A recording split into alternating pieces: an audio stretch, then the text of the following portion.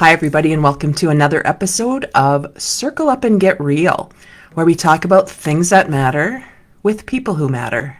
And today, I don't have a guest, but I have a lot of pondering.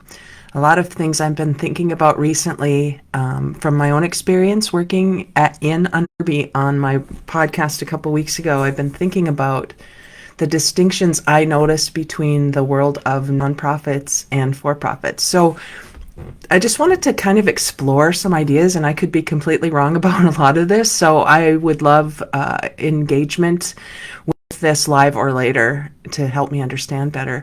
So my last job before I went out on my own was with a nonprofit organization funded in part by the National Institute of Standards and Technology. And we had to show results. That was how we got our funding. And so we were looking for results that were measurable. And a lot of times, actually, the work I was doing at that organization was not measurable. It was leadership and those soft skills that I've come to call essential skills. But at the time, it was really difficult to measure that. So we weren't compensated for our effort. We were compensated and given operating capital for results. Every grant dollar, or I guess grants or however else we were funded, had accountability attached to it. So when I had Patrick Kirby on this podcast a couple of weeks ago, he is the founder of Do Good Better Consulting, and he works pretty exclusively with nonprofits and helping them be more effective, I'd say. And so this morning, that was one thing I thought about. And then this morning we had another conversation in one of my mastermind groups, and something kind of clicked for me as we were having our conversation. And my question, again, most of my ponderings come from my own questions, and I don't always have answers, but that's what I love about engaging and emergent conversations, because I can learn. And so when I stay in learning focused, then I ask more questions out of my own curiosity. So I'm curious about why we seem to expect so much accountability from nonprofits, and we often allow for-profit organizations a much wider range of accountability. And again, I could be wrong about this, but that is really interesting. I don't have an answer for that. I'm just curious. And so I'm reminded then, by the way, this is the way my mind works. So I'm reminded then, as I'm thinking about Patrick, about a documentary he brought to the Fargo Theater a few years ago, and he invited me to attend. And it was called Uncharitable by Dan Pallotta. He was the main character in the documentary, and Dan was working with I think it was at the time the AIDS Walk, and doing a lot of nonprofit work. And one of the arguments made in that documentary was that nonprofits are expected to solve these massive leadership problems, while actually not just leadership problems, massive, like environmental, insert adjective here, problems, while being judged for spending money on things that businesses spend money on every day, including executive salaries and a lot of other things that we don't even really think about in the for-profit world. Marketing, talent, development, leadership, technology, growth, a lot of things that we just assume we need to run a business. So I'm curious about why we celebrate, in some ways, this investment in business when we hold and criticize nonprofits for the same kinds of mindsets. I don't know the answer to this. So then I started thinking about accountability. I started thinking about critical thinking skills, and some of the I suppose characteristics that I see are kind of missing in the work I get to do with organizations. And if I thought about accountability as one thing, personal accountability, corporate accountability, I would make a list of things like reporting, metrics that we can measure, budgets, compliance, I suppose. That would be on the side of accountability. And then ownership would be a little bit different way to categorize this. And if we looked at ownership of the work we're doing, it would be more about stewardship, which is a word that's come up a lot recently in some of my other work, but stewardship, initiative, critical thinking, personal accountability, that comes on that side of ownership. And so I'm starting, I thought it was about accountability. That's what was missing, but I'm not sure it's accountability that's missing. I think it's ownership. And that doesn't mean you own the organization, but you own your part in what you do. And then I'm reminded of a story I heard many years ago about what if 16-year-olds who worked at McDonald's as one of their first jobs looked at that job as if they were an owner. And if they took ownership of their part of it, they would clean up the trash that's on the floor. I mean, they would do things differently than if they were there to get a paycheck. So then I think it might be ownership. So then, welcome to my brain, right? What are the conditions that are necessary for an organization to create ownership in its people? I think it is important that we have clarity of purpose. We have shared mission. We can see clearly what the consequences of our behaviors and our actions are. We recognize, if we are in the space of ownership, we recognize how our investment in our time, effort, and money is used. There's a trust factor that needs to be present. We understand the outcomes, and we understand how what we put in creates the outcomes.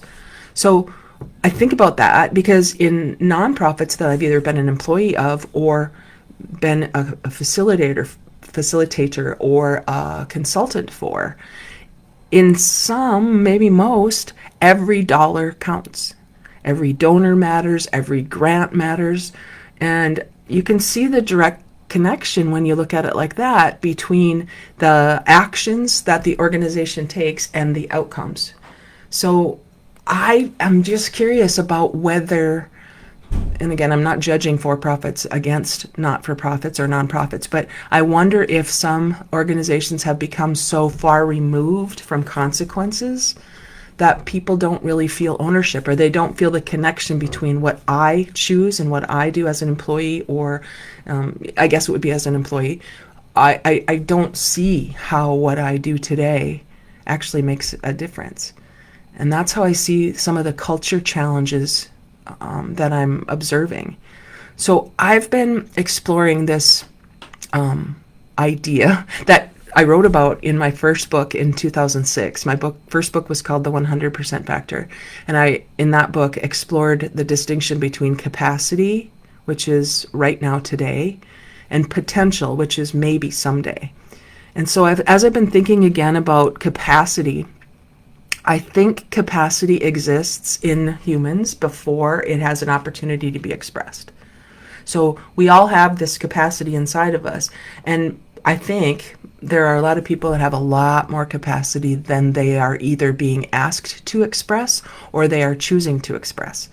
So I'm wondering, what is it that calls that capacity forward? What would cause somebody to say, hey, I have more I can offer, and I'm just aware that I could be doing more?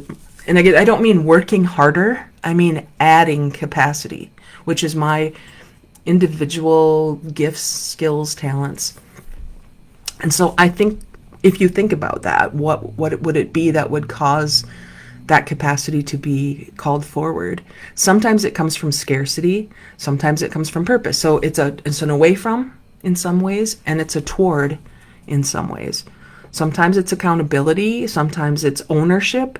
So I think the challenge that I'm seeing as I'm observing both my not-for-profit and my for-profit clients is creating those conditions for ownership and capacity to emerge without getting into the space of burnout, because that can definitely happen.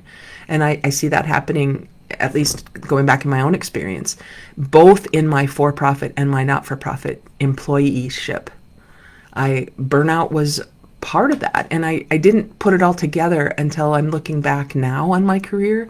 The places where I didn't feel I was utilizing my capacity because I didn't really know at the time that I could do more in the areas of my strengths. And I felt sometimes that I was being asked to do things in my areas of weakness. Get better at your weaknesses and you will be more effective.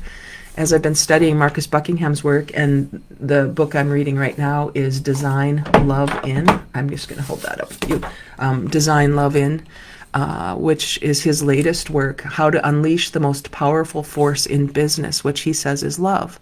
When you find that space of, I love what I do, I love this organization, that feels to me like an invitation to expand capacity or to utilize capacity. And so I again, don't have any answers here. I don't have any recommendations necessarily, but I'm really interested in these ideas, for-profit and not-for-profit. By the way, I don't really even know the difference between non-profit and not-for-profit.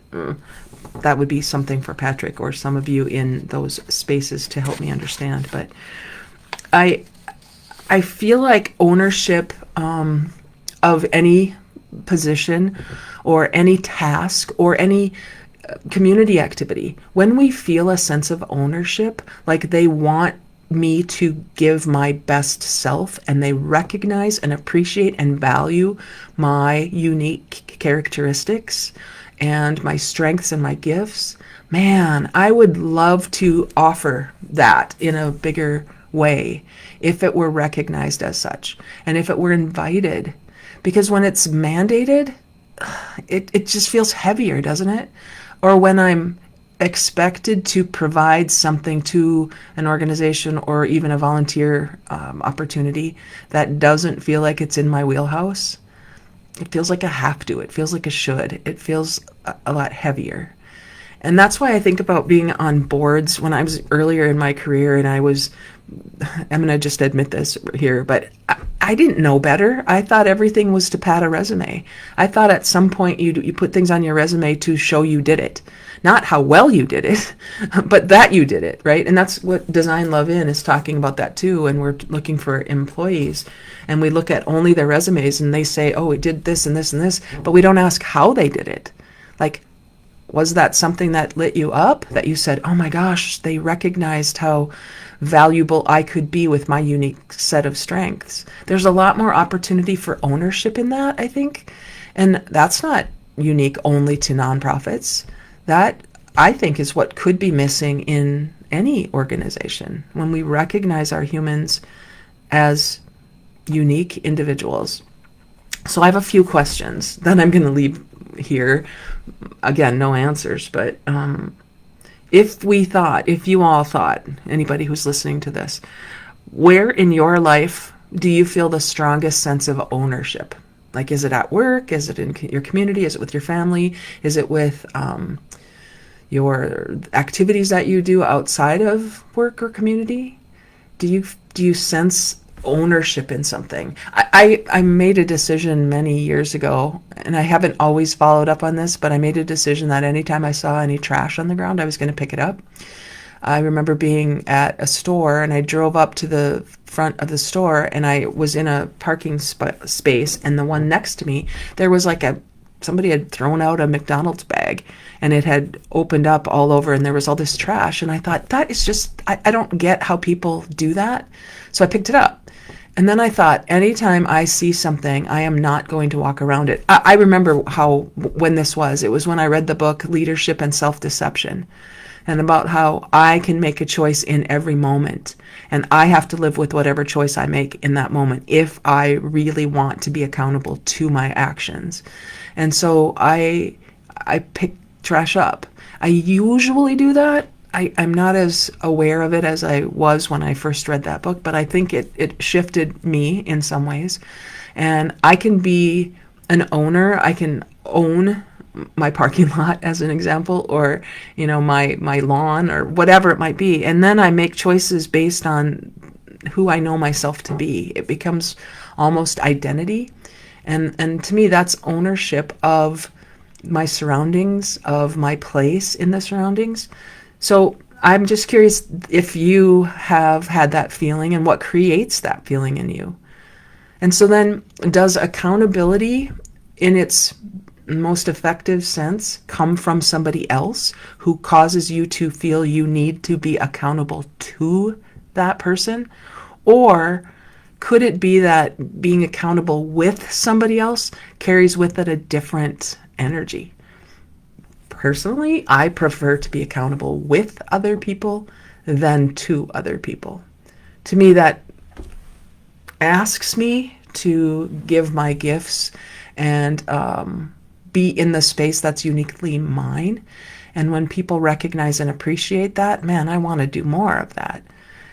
And I don't think that's just me. I think that's a characteristic of any kind of business, nonprofit, for profit. If people are recognized and appreciated for who they are, not only what they do, that's kind of a different conversation.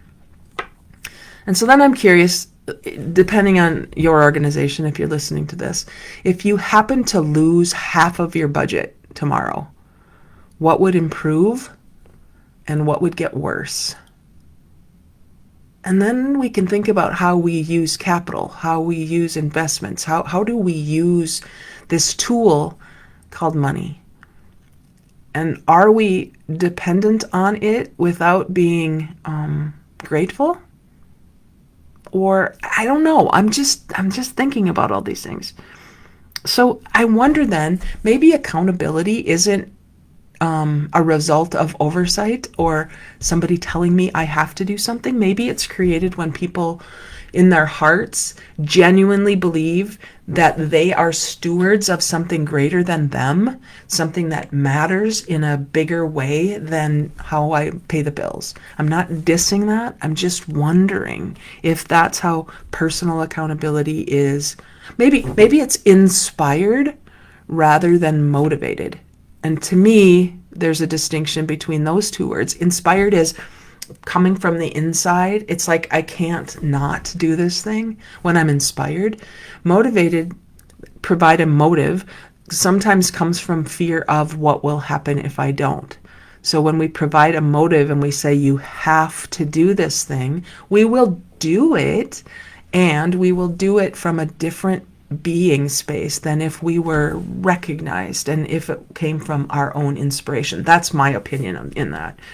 So I just wonder about all that. As we talk about culture, as our new book, Chris and my new book, Roots, the Human Framework Beneath Thriving Teams, is ready to be released here shortly. I just wonder what could be enhanced, what could be brought to the surface, what could be created in dialogue, which is where we suspend previous assumptions in order to learn. In that space, then would people have the agency to make their own choices about things instead of to be mandated to do things? And then I wonder, how does that affect outcomes? How does that affect what we're here to inspire, what we're here to inspire, what we are here in this human existence to impact?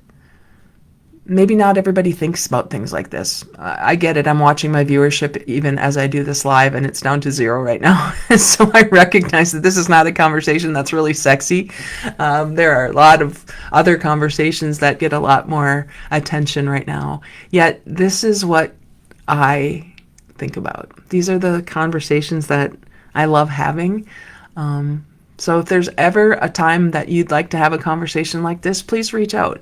I love my clients so much because the clients I get to work with are the clients who choose this kind of conversation. Some are for profit, some are not for profit. And what I see in the humans inside those companies and organizations is very similar.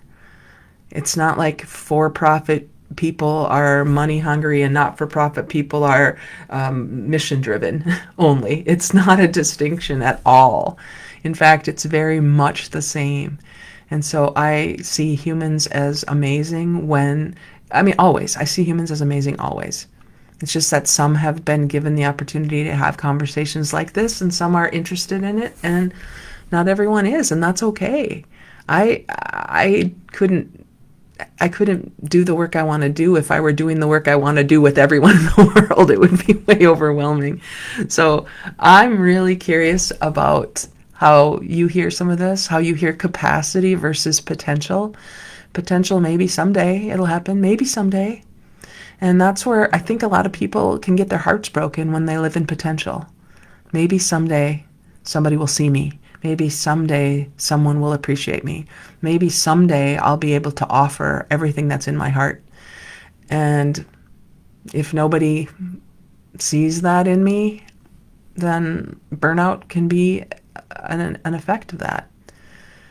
And yet, if I live in my capacity, which is today, it could be the size of a thimble. I'm going to give 100% of what I have in this capacity at this time and place, knowing that I can expand that by, in my own mind, expanding the size of the container I'm here to fill.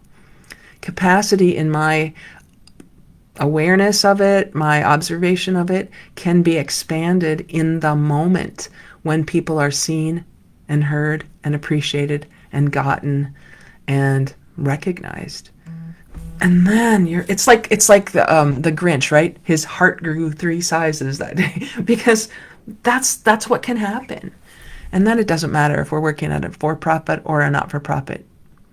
Our clients and our customers and our shareholders and our stakeholders and everybody who we are responsible to and want to be accountable, that's a clue, want to be accountable with will benefit. So thanks for being with me for this conversation. And as always, find a way this week to just experiment with being real. And maybe we talk about the A this week, authentic. How can I live into my authenticity, which maybe relates to my own capacity? How can I offer what I know are my unique skills and gifts and talents to something, someone, somewhere, whether or not they appreciate it?